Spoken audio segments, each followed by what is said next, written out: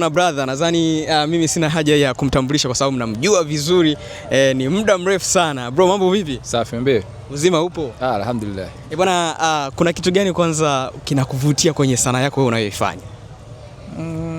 Kitu kikubwa kwamba naishi kwenye sanaa ninayoifanya. Unaishi kwenye sanaa unayoifanya? Yeah. Una muda gani kwenye sanaa? Kwa sababu watoto 2000 pia wanatamani kujua. Kwa sababu kaka ni zaidi ya miaka 17, 18 huko, almost 20. Yeah. Okay, kuna vijana wengi sana saizi ambao wanakuja asilimia kama wanaofanya YouTube wanakuja vizuri sana, na asilimia wengi wanakuwa kwenye makundi wanafanya sanaa, lakini baadaye wanasema sanaa ilipi, wanakaa chini. Wewe una kitu gani cha kuwashauri mpaka muda huu? Kila mtu yuko sahihi kwa upande wake. Shida au swali, kwa nini umeingia kwenye sanaa? Kwa sababu sisi misingi ya sanaa ilikuwa ni kutoa elimu. Baadaye imekuja biashara, sawa na kulipa, lakini unaishi. Kwa hiyo kuna uvumilivu, lakini pia kujua ni wapi unakoelekea, kwa sababu haikulipi kwa nini unafanya. Kama haikulipi na unahitaji kulipwa, acha kufanya, tafuta kazi nyingine. Yeah. Watu wengi wanasema baada ya Kanumba inaonekana sanaa imekufa. Yaani Bongo Movie imelala. Ukisikia jambo kama hili, wewe unakuwa na maoni gani, au kuna jambo gani unatamani kuwaambia watu? Narudi kule kwamba kila mtu huwa sahihi kwa upande wake. Labda yeye alikuwa anaangalia filamu za Kanumba, leo hii labda haoni filamu mpya ya Kanumba. Kwa hiyo atajibu swali kama hilo. Kwani jibu kama ndo atakupa. Ni kwa mfano kwenye muziki wa hip hop alipokufa Tupac, muziki haukufa. Ila kuna watu wanaamini kwamba Tupac alikufa na ule muziki wa hip hop. Kwa hiyo huwa ni mawazo kutokana na mtu yuko kwenye engo gani. Kwa sababu kama sanaa ukiangalia kipindi kile na mpaka sasa hivi, kwa mtu ambaye anaangalia au anayejua, anajua kuna mabadiliko makubwa sana. Mpaka sasa hivi hata kwenye familia mtu anashauri mwanae awe mwigizaji au awe msanii, maana yake kuna hatua kubwa sana ambayo imesogea. Okay. Yeah. Najua umepitia changamoto nyingi sana kwenye sanaa, na mpaka kufika hapo ulipofika bado unafanya sanaa. Vijana wengi wanataka kupata experience ambayo wewe uliyopitia na kusimama imara mpaka muda huu, kwa sababu unajikuta kijana anafanya leo, kesho kutwa anakaa chini. Kitu gani wewe unazingatia sana kwenye sanaa yako na kuendelea kusimama mpaka muda huu ambao uliopo? Uvumilivu na nidhamu. Hivi vitu muhimu sana. Uvumilivu na nidhamu. Yeah. Okay, sawa. Kuna kitu gani kimekufaidisha kwenye sanaa? Yaani ukiangalia unaona sanaa yangu ndio imeniletea kitu ambacho unajivunia sana mpaka leo. Yeah.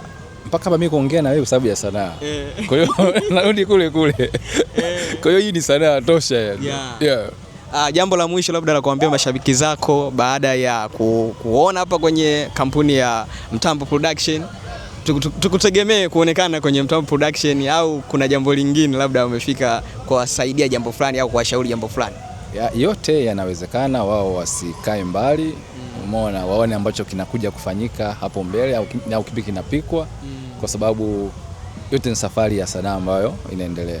Okay, upcoming wengi wanaogopa sana kufanya kazi na watu kama nyinyi, wanawaogopa kuwaingia, wanawaingiaje? Labda milango iko wazi kwako kufanya kazi na wewe, kijana yote ambaye anatamani kufanya kazi na wewe, au labda kuna taratibu gani inabidi azifuate ili yakupate uweze kufanya naye kazi? Hiyo ni mindset. Umeona, kwa sababu kama ni kazi, kama kazi yako ni nzuri, umeandika andiko zuri, jinsi ya kumapproach mtu, unaweza kumfuata mtu yoyote, lakini ndio tunarudi kule kama kwenye issue ya nidhamu. Unamfuataje huyo mtu? Sababu wengi labda anaogopa kumfuata mtu fulani kwa sababu huenda kuna sehemu ashakwazana au ashamletea dharau sehemu fulani. Leo anahitaji msaada wake, inakuaje? Kwa hiyo ni jinsi gani mtu anakuja, na kama mtu kweli yuko serious na jambo fulani, zani kama unasema fulani haiwezekaniki, fulani siwezi kumfuata, mfuate mtu afu mtakaa chini, kila kitu kinaongeleka. Kwenye nchi yetu kila kitu kina maongezi yake na mnaelewana. Mambo shindana sio mwisho wa kufanya kazi. Mmeshindana leo, mtafanya kazi siku nyingine na sehemu nyingine. Okay. Yeah. Mi jambo la mwisho kwa upande wangu najaribu kutafakari. Una kitu gani labda cha kumshauri mama yetu Samia aongeze kwenye kuwekeza kwenye sanaa? Labda hapo sanaa yetu inaweza kusimama zaidi na kwenda kimataifa zaidi. Kuna kitu gani aongeze kwenye sanaa? Kumshauri kama yeye, nadhani tulikuwa tunaenda mbali sana, kwa sababu yeye ni oversee, yeye naona kila sehemu au analetewa kila sehemu, bila kuna watendaji ambao jukumu lao sasa ni kufanya yale ambayo wao wanaona changamoto zetu. Umeona kwamba kuna shida labda ya soko, kwa sababu hakuna kitu ambacho kinaleta changamoto kama unakuwa na wasanii wengi afu na maisha duni. Hii ni changamoto. kwamba tusitengeneze maskini wenye majina makubwa. Yeah. Yeah. Kwa hiyo kuna watu ambao ni watendaji wanatakiwa waangalie changamoto kwamba hii biashara inafanyika vipi, kwa sababu unapomlipa producer vizuri maana yake unatengeneza mazingira ya msanii kulipwa vizuri. Sasa hilo likifanikiwa, kila msanii atakula matunda yake.